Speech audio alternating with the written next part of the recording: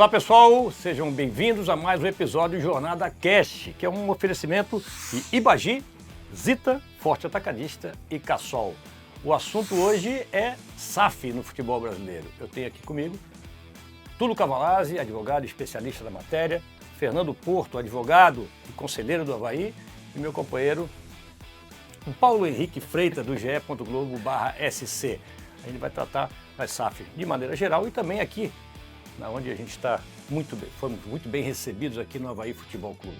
Muito boa tarde para os amigos, sejam bem-vindos ao Jornada Cast e vou começar com Túlio Cavalazzi. A SAF veio para ficar no Brasil, você que é um entusiasta da matéria, um estudioso da matéria, e aqui muita gente fala da SAF, Clube Associativo. A SAF é uma lei de 2021, aprovada pelo Congresso, do senador Carlos Portinho, do Rio de Janeiro, e de lá para cá, o que aconteceu com a SAF e se esse é o caminho para o futebol brasileiro ter dias de glória novamente? Chico, eu acredito, primeiro uma satisfação estar aqui com vocês, falando sobre essa matéria, que é uma matéria que é de interesse de todos os torcedores, né? Todos eles querem cada vez mais entender um pouquinho sobre o assunto. E a SAF, sim, ela veio para ficar. Tanto é verdade que a lei ainda não completou 4 anos, estamos às portas aí dela completar 4 anos, né, em agosto, e nós já temos mais de 100 sociedades anônimas do futebol no Brasil. Isso é um bom indicativo, né, Fernando? A gente sabe que no Brasil uma questão da lei pegar ou não pegar é um dos indicativos se ela vai ter espaço ou não. Se a SAF é a solução para todos os problemas dos clubes? Não, claro que ela não é. Mas ela é uma das portas de entradas para essa solução. O grande conflito agora entre a cabeça do torcedor e dos clubes de futebol é saber qual modelo ele pode se tornar competitivo, qual modelo ele pode ser mais competitivo e não repetir os erros do passado. Porque a lei surge para que as dívidas dos clubes sejam solucionadas e esses mesmos clubes possam receber investimentos para competir melhor. Essa é a regrinha básica para entender um pouquinho sobre sociedade anônima. Mas dentro dessa regrinha básica, o público em geral se pergunta, as dívidas que têm os clubes associativos, que infelizmente, é uma realidade do futebol brasileiro, de gestões e gestões mal feitas. Essa dívida, quando um clube se transforma em SAF, essa dívida fica apenas no clube associativo ou a SAF tem algum tipo de responsabilidade perante elas? Isso é importante, ela fica no clube associativo, mas quem tem a responsabilidade para pagamento não é responsabilidade solidária, tá? Que essa é uma outra figura. Mas quem fica responsável para pagar dentro de um plano, de uma gestão de pagamentos, é a Sociedade Anônima de Futebol. Então ela consegue fazer uma responsabilização sobre aquele passado e para o futuro ela separa um pouco daquilo que ela lucra para fazer o pagamento da dívida. Engraçado falar sobre dívida, que eu estava vindo para cá agora e você sabe que em Florianópolis passou o assunto é futebol, né? E aí Ainda bem. ainda bem. Aí um garoto passou por mim e falou, tudo bem, como é que tá a discussão? E essas dívidas de futebol? Aí eu falei, realmente, a dívida é uma coisa já do histórico. Daí ele falou, mas o senhor sabe, né? Se não fizer dívida, não faz time. Não, é o torcedor que ele já apoia fazer dívida. Mas Me chamou a atenção. E eu vou fazer uma meia-culpa aqui, também, que nós da imprensa muitas vezes falamos assim, não, tem que contratar. E muitas vezes não sabe como é que é a realidade financeira do clube. Eu acho, e isso é uma mentalidade antiga, né? Que eu acho que, de repente, a SAF veio para modernizar um pouco os processos dentro dos clubes. Pegar. Bom, primeiramente agradecer, né, pelo convite, estar aqui do lado dessa fera do jornalismo, também poder conversar com vocês sobre um assunto que faz parte hoje em dia do mundo futebolístico, não apenas no Brasil, mas acho que internacionalmente é um assunto que tem que ser debatido, né, porque é a realidade, é o futuro, querendo ou não. A gente falou agora sobre SAF, sobre as questões legais, mas eu queria saber de vocês, então, para já a gente começar a debater realmente em que pé que o Avaí está? O Avaí tem agora a comissão de estudos sobre a lei da SAF, está debatendo isso com sócios, com o comitê dentro do clube, direção. Como é que está o andamento do clube em relação a estudos para poder se tornar uma SAF também? Perfeito. Boa tarde, Chico. Boa tarde, Paulo Henrique. O Avaí, na verdade, eu diria até que é um caso muito emblemático no futebol brasileiro. Eu acredito que seja, dentre todos os clubes, um clube que mais está debatendo SAF. O Avaí, desde o início da nova diretoria e do novo conselho, que assumiu em 2023, está debatendo o assunto. Nós fizemos primeiro uma comissão de finanças, da qual eu fiz parte, o Dr. Tulo também nos acompanhou naquela comissão, que deixou ali algumas pistas, algumas dicas do que o Avaí deveria fazer para arrumar efetivamente a casa, né? com as dívidas que tinha e tudo mais. Ao longo desse tempo, depois veio uma nova comissão da SAF, né, voltada exclusivamente para estudar a matéria SAF e a possibilidade de aplicá-la ao clube. E nesse meio tempo, o Avaí fez o dever de casa, por assim dizer, né? Ao contrário dos outros times que geralmente estão extremamente endividados e vão ao mercado buscar, né, pessoas para investir numa SAF, o Avaí fez uma recuperação judicial, conseguiu sanear ou equalizar as suas dívidas com credores trabalhistas, com credores cíveis, fornecedores, enfim. Depois disso, fez uma transação tributária junto à Procuradoria-Geral da Fazenda Nacional, conseguindo diminuir consideravelmente a sua maior dívida, que é a maior dívida da maioria dos times brasileiros, né? Já falando daquilo que estávamos falando há pouco, que é a questão dos tributos, né? Especialmente os tributos federais. Com essa redução, caiu pela metade praticamente a dívida do Avaí, mas ainda assim, frente ao orçamento do Avaí, é uma dívida grande. Por mais que ela esteja equalizada num plano de pagamento na recuperação judicial e na própria transação, ela é uma dívida que, dentro de 1 ano, 2 anos, ela vai subtrair parte importante do orçamento anual para fazer futebol que o Avaí tem, né? Em linhas gerais, e aqui dando números redondos aqui e sem muito compromisso com as minúcias, o Avaí tem um orçamento de Série B de 40 a 45 milhões. Essa dívida em 2027 vai representar a obrigatoriedade de um pagamento de 8 milhões. Portanto, a gente está falando de uma dívida que vai consumir, para além de todos os outros gastos de manutenção, de pessoal, enfim, 20% do orçamento já, de cara. Então, a pergunta que nós fazemos, e aqui, mais uma vez, dando conta do itinerário que o Avaí está seguindo com relação à SAF, no Comitê Especial de Estudos para a SAF, que foi uma junção do Comitê de Finanças, do Comitê da SAF e de parte dos conselheiros, né, que o Conselho Deliberativo está promovendo esse debate. Nós já tivemos, salvo engano, 4 encontros só para falar de SAF com a torcida aberta aos sócios de maneira geral. É possível continuarmos fazendo futebol profissional de alto nível, com ambição, né, ambicionando chegar a uma Série A, ambicionando talvez beliscar alguma coisa maior numa Copa do Brasil, com o orçamento que temos hoje, ou até mesmo com o maior orçamento que tivemos na história numa Série A, que foi de aproximadamente 100 milhões de reais, com essas dívidas para serem pagas e com todas as outras obrigações, além de estarmos num mercado inflacionado, porque querendo ou não, quando a gente tem esse advento das SAFs, o mercado como um todo ele acaba que inflaciona um pouco a questão dos jogadores. Essa é a pergunta que a gente deixa para o torcedor, né? E é nesse ponto que o Avaí está hoje, estudando há 3 anos a possibilidade ou não e a efetividade de implementar uma SAF no clube. É isso, eu até tenho falado nos nossos programas, que é como é saudável essa discussão interna. Eu acho que o futuro do clube, isso aí é uma tendência. A gente estava falando assim antigamente, tem que contratar e depois a gente vê como paga. Eu acho que existe hoje, principalmente no papel do Conselho Deliberativo, uma preocupação também com a saúde financeira do clube e não só com o resultado dentro de campo, né? Então, pergunto para o doutor Tulo, que é havaiano e está, né, é um entusiasta, como a gente falou, da ideia das SAF, se existe, conhecendo o Avaí como você conhece, e conhecendo o mercado das SAFs do Brasil e talvez dos futuros investidores, se já existe um perfil de investidor ideal para o clube nesse momento, quando for aprovada, né, se for aprovada a questão da SAF no clube. Fernando fez um ótimo resumo aqui, Fernando. Parabéns aí, como colega de conselho, conseguiu resumir bem o estágio que nós estamos. Chico, a gente, tu falou que eu sou entusiasta e eu vou te mostrar porque que eu achei que esse era um modelo interessante.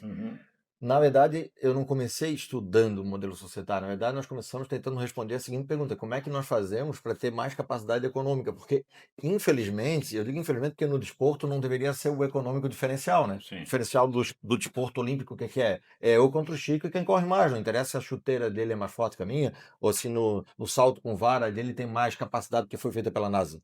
É um contra o outro. Mas no futebol criou-se um patamar. Esse patamar é econômico. Quem tem mais dinheiro monta o melhor time. É só ver as SAFs atuais. Por que dos 6 primeiros colocados nós temos 4 no Campeonato Brasileiro da Série A? Em 3 ou 4 anos. É uma questão de tempo que essas posições sejam ocupadas por aqueles que têm mais dinheiro. Essa foi a pergunta que se fez no clube. E quem fez as perguntas? João Nilson Zunino. O Zunino perguntava muito: Tulo, como é que a gente pode fazer para montar a SAF? E ele montou uma primeira, entre aspas, falsa SAF, que foi uma ideia genial. O que ele fez? Ele trouxe um parceiro para o futebol para pagar a folha, que na época era a Trafic, trouxe um gestor de futebol que entendia que na época era a LA Esportes, e todo o produto da venda dos atletas nos 2 anos seguintes, aquele período, era dividido 50-50 entre os dois. Era, mal comparando, uma atividade já empresarial. Mas em alguns clubes também seguiram esse modelo. E a partir dali, o Avaí foi um dos primeiros, mas a gente passou a ter outros clubes que aí foram um pouquinho mais além. E aí vem o Oeste, vem outros clubes do interior de São Paulo que começam a se montar nessa estrutura. Só que em determinado momento a lei faz uma linha de corte. E a partir de 2021, que é com a lei da SAF, o modelo é a sociedade anônima no futebol. É possível um modelo de transição, como por exemplo do Bragantino, né, que passou também o Criciúma, com aquela empresa que era da família Angeloni e acabou assumindo. Mas é só uma transição. Ela passa a ser mais interessante a partir do ingresso do recurso. E perguntando, então, só o Mas a modelo legislação foi modernizada para. modernizada para isso, para atrair aqueles que queriam ser empresa e para fazer com que quem não era ainda possa vir e também se tornar. Então, eu responderia para ti assim, qual o modelo prova aí? Aí é uma opinião minha, tá, Fernando? Pessoal, assim, do que eu imagino pelo que eu estou vendo no mercado. Se a gente olhar para o Campeonato Brasileiro, a gente tem que tirar ali 5 unicórnios, vamos lá, 5 grandes times ali. O Atlético Mineiro, o São Paulo, o Corinthians, o Palmeiras, o Flamengo, eles têm mais de 5% da população brasileira que torce por eles, na resposta espontânea. Esses não são SAF. Não são SAF. O Atlético Mineiro é por uma questão patrimonial, ele acabou se formatando, ele é uma sociedade... Tem um mecenas lá, não tem? Porque antigamente a gente tinha a Tem, figura do mecenas, né? Mas esse mecenas, essa é a figura. O mecenas, se ele botar dinheiro no clube hoje, a mulher chega no almoço, a esposa diz, ó, não podem, vou denunciar lá na empresa, porque o conselho de administração no dia seguinte vai proibir. Então, mesmo o mecenas, ele precisa de uma empresa para aportar. E foi o que aconteceu no Atlético Mineiro. É o dono de um banco, eu vou aportar aqui. A Leila, tu vai dizer, mas ela é dona do banco, mas não tem a SAF. Mas ela já está falando que a transformação da SAF é indexorável para o Palmeiras. Mas tirando esses 5, você vem para um modelo um pouquinho mais abaixo, que é aquele que tem que ser autossustentável. Sim. Aí eu acho que vai entrar o Avaí no seu tamanho. Eu acredito que o Avaí, primeiro, o Conselho deliberou que não pode colocar seu patrimônio à disposição. Então quem vier vem só para investir no futebol. Veja, ele não compra estádio, não compra CT. Isso já tira assim 90% dos interessados. É porque a Portuguesa ganhou 1 bilhão. Não, a Portuguesa vendeu seu terreno.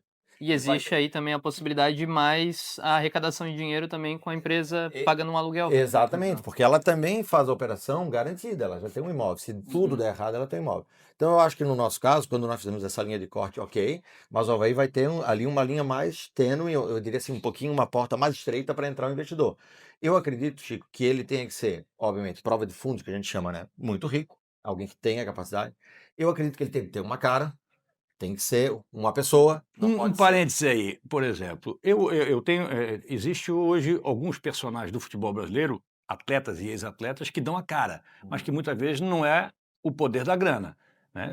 Para mim, o Ronaldo não compra. A minha é uma opinião, e vocês, como entendidos na matéria, podem me desmentir. Para mim, não foi o Ronaldo. O Ronaldo entrou com a figura pública que ele é. E depois, claro, vendeu e tal, e isso faz parte do mundo empresarial. Mas existe isso, um grupo de investimento, um fundo de investimento que vamos pegar uma figura, aqui no Avaí, pega o Marquinhos, que é ídolo, e coloca o Marquinhos como um investidor. E controla por trás, ou isso não funciona? Porque a gente sabe que o Marquinhos não é esse milionário aí, né? O Ronaldo já é. O Ronaldo já talvez tivesse um pouquinho mais de dinheiro, mas brincadeiras à parte. Pouquinho mais. Brincadeiras à parte, tu colocar um ídolo na linha de frente é uma forma também de credibilidade. O mundo do negócio, ele faz de credibilidade. Tanto é que os produtos que a gente compra, seja para o shampoo ou a massa que a gente compra muitas vezes vinculada a uma imagem de um artista que passa uma credibilidade, né? Então, assim, a figura do Ronaldo não é ruim, mas o Ronaldo já tinha time de futebol na Espanha, o Ronaldo já representava um clube, o Ronaldo compra por $1 aqui e vende por 600 milhões ali, o que mostra que a operação é ok. E ele não vendeu para um desconhecido, ele vendeu para um torcedor do Cruzeiro também, que é uma rede. Então, assim, eu acho que o caso do Cruzeiro, um case de sucesso. E tu vai dizer, para a gente pensar em modelo, mas o Vasco não foi um sucesso. Claro que foi. O Vasco não tinha luz no estádio, não tinha água para tomar banho, estava fechado e estava na Série B, afundado. A SAF entra, o Vasco imediatamente sobe, ele entra agora sim, num projeto e tem ações lá para ser vendidas, só que por uma questão de relacionamento ele rescindiu. Opa, se ele rescindiu é porque há segurança para isso. A segurança jurídica. Ou seja, não deu certo, protege o clube. Exatamente. E nesse particular, só antes do PH falar, quais os principais riscos? Vocês estão num grupo de estudo. e analisando até o que deu errado em alguns clubes no futebol brasileiro. A gente está falando do Vasco, que não sei se deu errado ou certo, mas causou uma discussão. Quais os principais riscos que o Avaí tem que evitar no processo de virar uma SAF? Eu vou deixar o Fernando responder, mas eu vou fazer da seguinte forma. Quando a gente tem as reuniões da SAF, tem muito torcedor que é contra o modelo. E esses torcedores são os que trazem as perguntas mais interessantes, porque eles fazem isso de coração. Eles não querem ser SAF porque é ideológico. Não, eles têm as dúvidas, né? Então eles trazem algumas dúvidas, como por exemplo, e se a SAF não pagar a dívida? Nós é que vamos ter que pagar? Sim. E se a SAF, por acaso, não fizer o investimento para a gente jogar com um time na Série B e fizer só um esvaziamento para vender jogador, nós vamos cair para a Série C? Então, acho que são esses cuidados, né, Fernando, que acabam sendo os Na nossos. verdade, é um negócio, né? Então ele tem sim alguns riscos, mas todos esses riscos podem ser, de certa maneira, mitigados através do contrato efetivamente que vai se formar, do instrumento que vai reger essa relação. Por exemplo, um primeiro passo que foi dado, que eu considero talvez seja o mais importante, que já foi deliberado, foi inclusive objeto do próprio parecer da comissão da SAF, foi de não incluir o patrimônio do clube. Né? Então, por exemplo, Que é um medo do torcedor, né? Do exato, sócio, né? exato, porque afinal de contas é a nossa casa, é o nosso, enfim, a nossa segunda casa, né? Para alguns até a primeira, que é a ressacada, por exemplo, centro de treinamento e tudo mais. Então esse é um risco. O segundo risco e principal, digamos assim, é o risco desportivo. Mas esse risco é um risco que existe na SAF, no associativo, em qualquer outro modelo. A diferença é que com a SAF, com um contrato bem amarrado, por assim dizer, com uma SAF, você pode colocar alguns gatilhos ali de que você tem certas cláusulas de objetivo desportivo. Você tem que permanecer na Série A, você tem que, dentro de tantos anos, subir para a Série A, por exemplo, como é o caso do Avaí, que está numa Série B agora. Então você consegue colocar alguns gatilhos que, lá na frente, se não forem atingidos, é possível reverter parte do negócio. Tá? Então, os riscos são eminentemente esses riscos, o patrimonial, que está afastado, e o risco desportivo, que é inerente, né? O futebol é um esporte. Da participação política, Fernando, é muito falado. Ele diz assim, mas e aí, se por acaso vier uma SAF, ele vai lá colocar o diretor de futebol dele e vai fazer o que o John Textor fez agora. Quem manda sou eu. Tá bom. Mas e no Avaí, a gente conseguiu tirar o Freeland?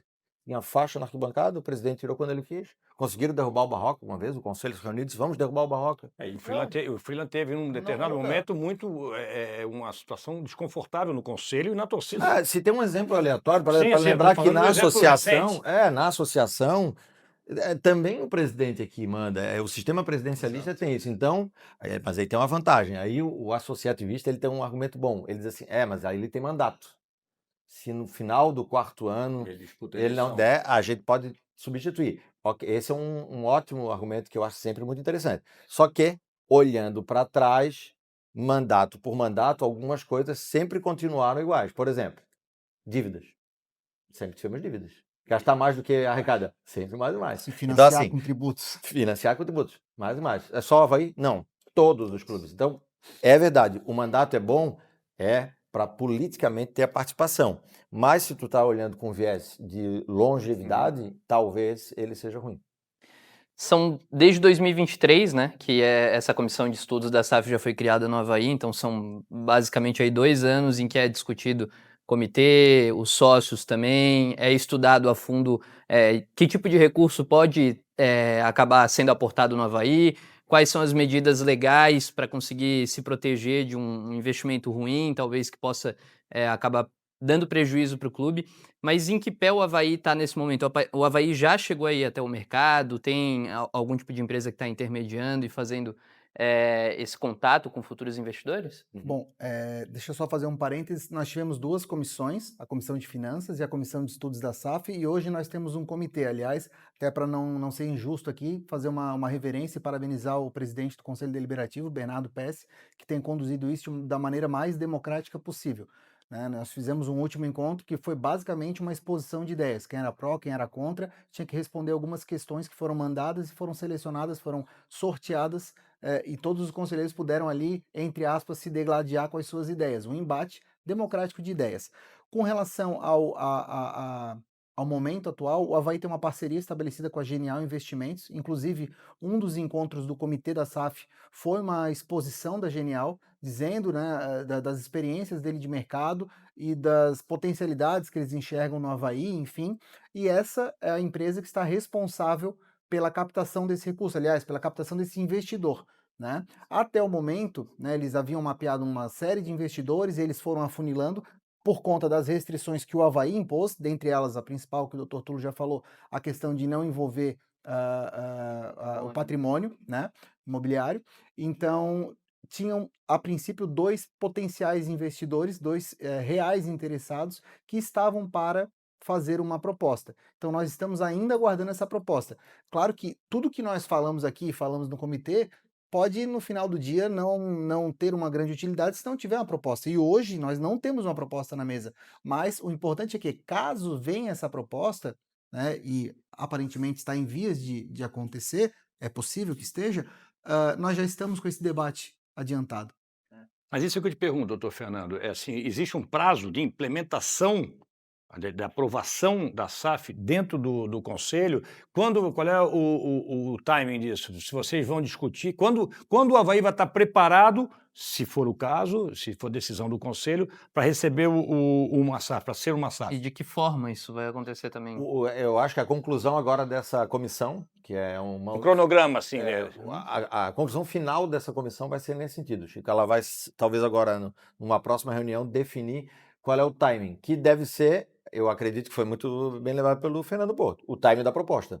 A partir de agora, porque o assessor, que é o Banco Genial, ele já percorreu o mercado, fez a distribuição dos chamados teasers, ele recebeu os interesses, assinou os chamados NDAs, que são os acordos de confidencialidade, trocaram os dados. Esses interessados já têm os dados e a hora que aportar a diretoria executiva, ela reúne essa comissão e essa comissão reúne o conselho e diz, ó, temos uma proposta.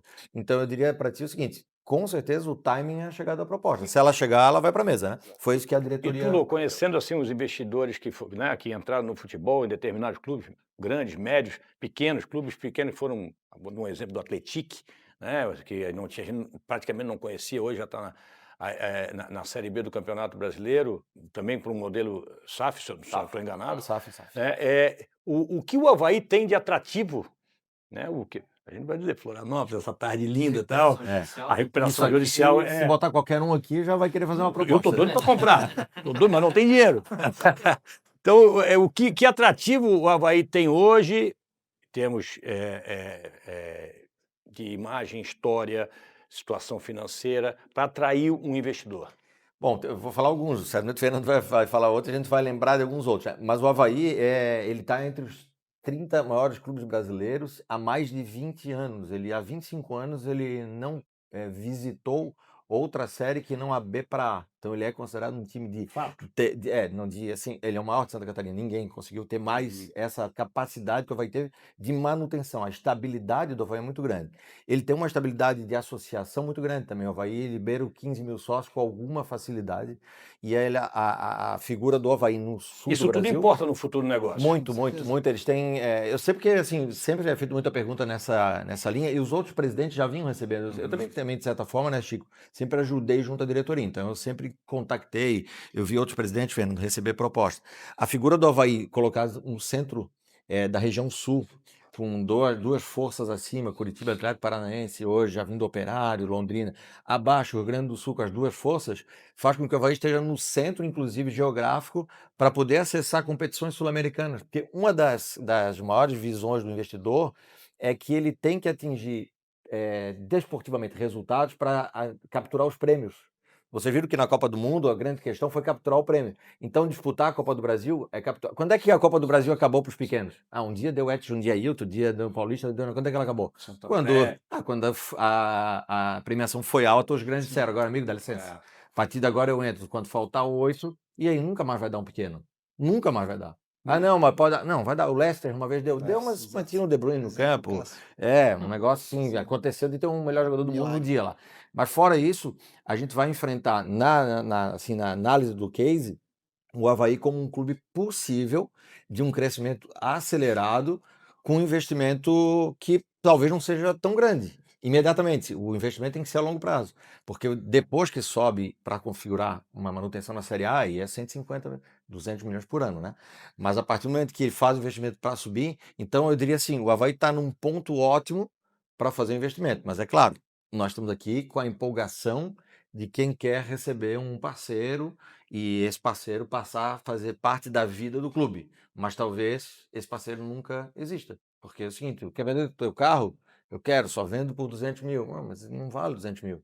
Ele vale 100, 120. Então tu tens muitas vezes assim um carinho, ele fica maior do que é pelo apego que a gente tem. Então vai ter que saber se no mercado vai dar esse match aí, né? Se eles vão conseguir chegar. Só para complementar todos esses pontos que o Dr. Tulo trouxe, tem dois outros pontos que eu entendo que são muito relevantes. Primeiro, e aqui não é uma questão de ser clubista, o Avaí tem a maior torcida do estado de Santa Catarina, isso dito por N portais e institutos de pesquisa. E o segundo foi um dado que eu tive acesso, eu tomei conhecimento faz algum tempo atrás e achei muito interessante.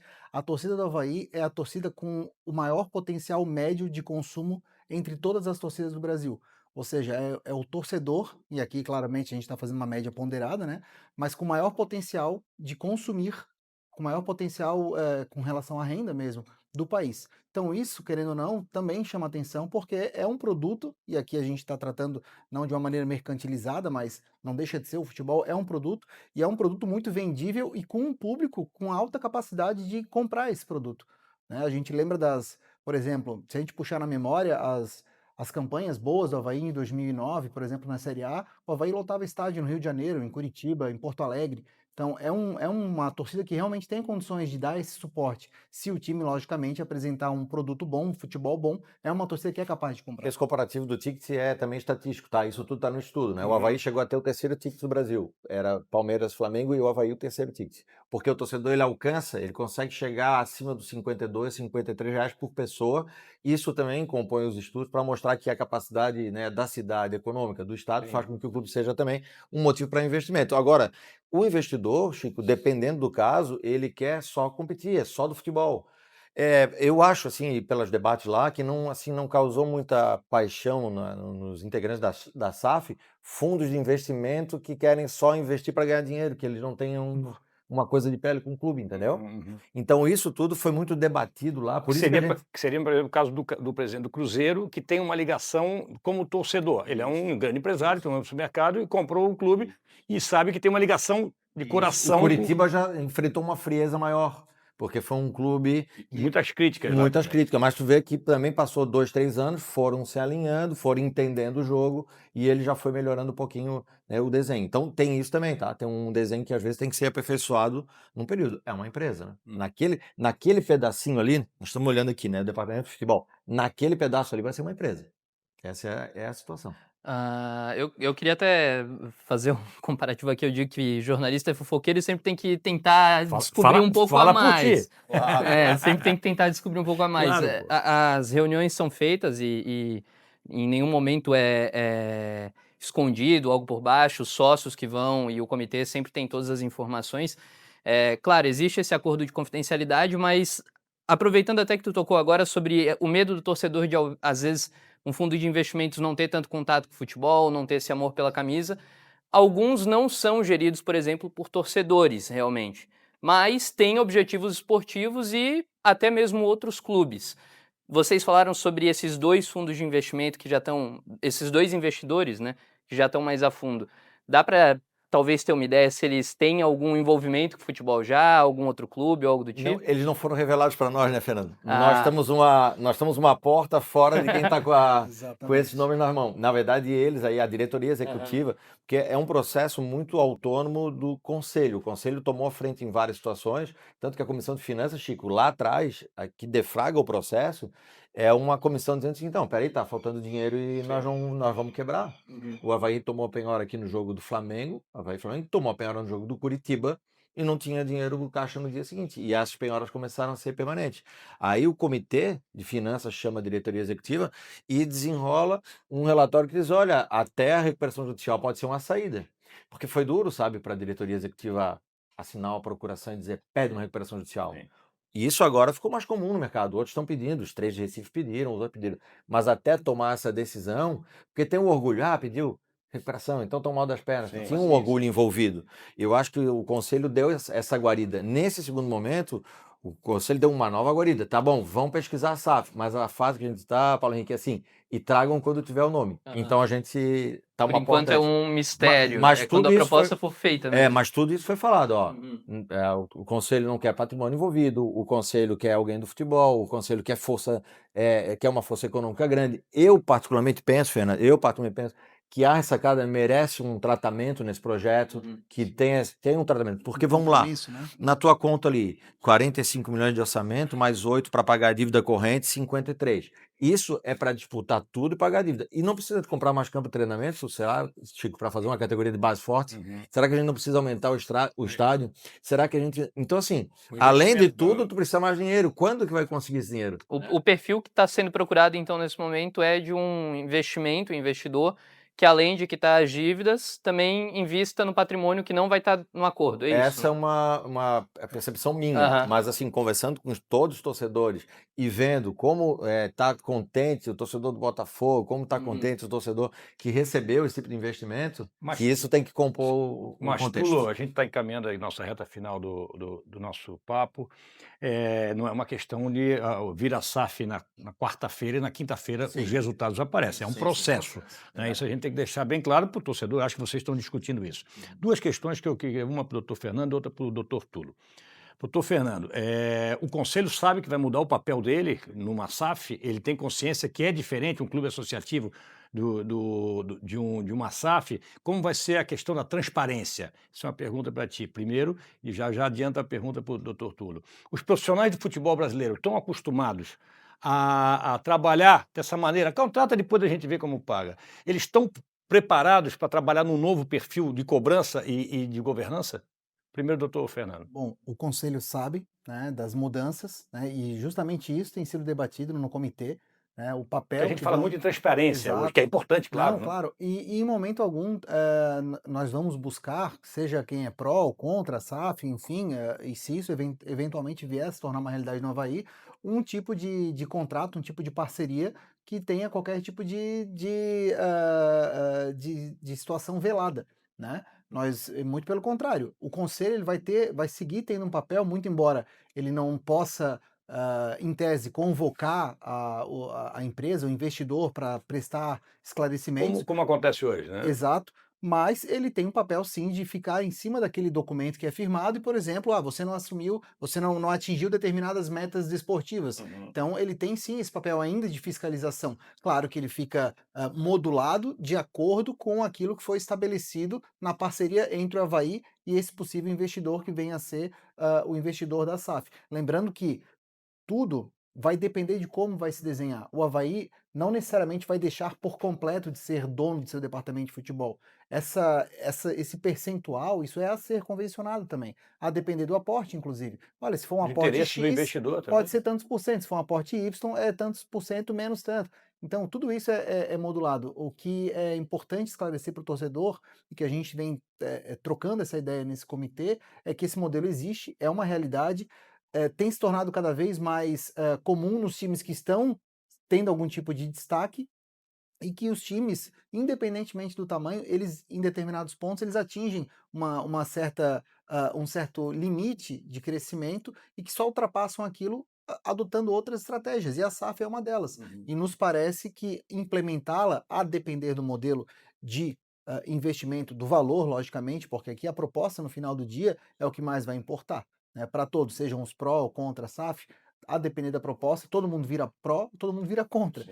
Isso é o que vai mandar no final do dia.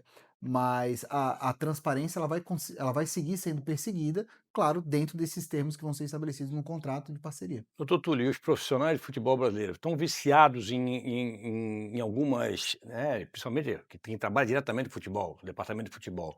Eles estão preparados para essa mudança de mentalidade no futebol brasileiro? Não estão preparados.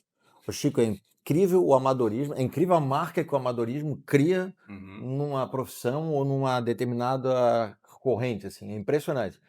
Porque dá mais trabalho, dá necessidade de estudo. Então, por exemplo, eu vou ter um orçamento para contratar um lateral direito de até 20 mil por mês.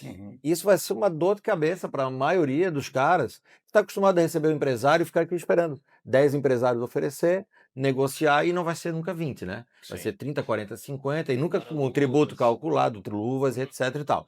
Então, para achar o cara de 20, ele tem que estar vendo o jogo da Série D, ele tem que pegar o carro e ir em Timbó, ver um jogo da base lá, ele tem que ir a Criciúma. Então, eles estão preparados? Não estão preparados. Para isso, o mercado agora começou a fazer o quê? Trazer estrangeiros, que não tinha. Então você já viu, inclusive, repatriar, né? O Botafogo teve que repatriar o Caçapa.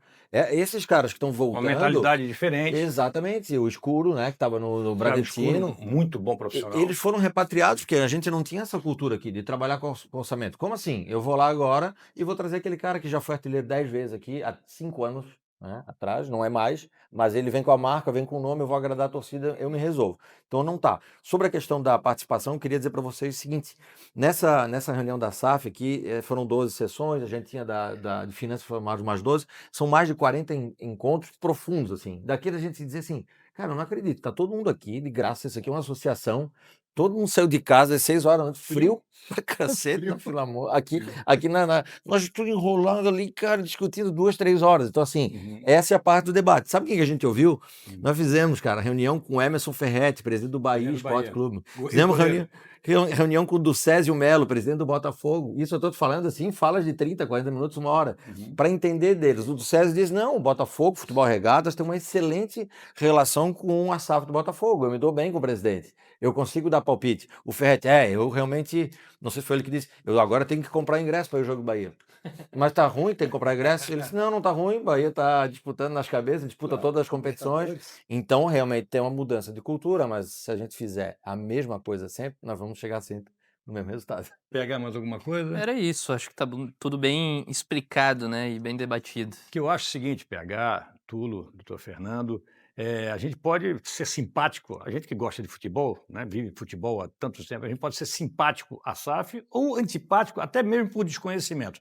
Mas o que a gente não pode fazer, como, né, o doutor Fernando e o doutor Tulo, jornalistas como nós e torcedores, é discutir a SAF. Eu acho que a SAF pode ser um caminho interessante para o futebol brasileiro. A gente fala do futebol brasileiro, de dívidas, até mesmo reflete na seleção brasileira, que não ganha nada desde 2002. Não ganha nada não, ganha mundial desde 2002. A gente cobra uma melhor gestão do futebol brasileiro, então a SAF eu acho que é um caminho a ser discutido, bem discutido. Eu acho que o Avaí faz muito bem, é democrático pensar no futuro do clube. Queria agradecer muito ao doutor Fernando, meu amigo, o doutor Túlio, eu fico meio assim para chamar doutor Túlio, que eu não conheço sei ele que desde, vocês começaram a dar. desde pequeno, eu no salão, ele bom jogador, e é um que eu tenho um carinho enorme. Agradecer também ao meu querido amigo e companheiro PH Freitas. O Jornada Cast volta em outra oportunidade, sempre com oferecimento de Bagi, Zita, Forte Atacadista e Cassol. Obrigado para você que nos acompanhou e vamos acompanhar esse tema aí que promete ser bem quente nos próximos meses. Um abraço e até uma próxima oportunidade.